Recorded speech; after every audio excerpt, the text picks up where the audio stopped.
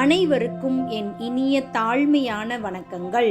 இலகு தமிழ் இனிய கவிதையில் இயற்கை சீற்றம் என்ற தலைப்பில் ஒரு கவிதை தொகுப்பு. இயற்கை சீற்றம். இறைவன் அருளிய கொடையை, இயற்கை செழிக்கும் அழகை சுயநலத்திற்காய் சூறையாடி சுற்றுச்சூழலை சீரழித்து பேரழிவிற்கான பாதையை பேதமையோடு வரவேற்றோம்.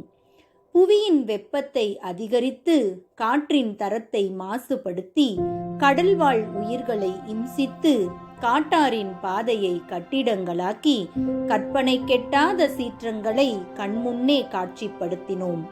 பசுமை கொஞ்சும் புல்வெளிகள் இன்று பாலைவனமாய் பஞ்சத்தின் பிடியில், ஏரிகள் சூழ்ந்த விளைநிலங்கள் இன்று எட்ட முடியாத குடியிருப்புகளாய் சரிவில்.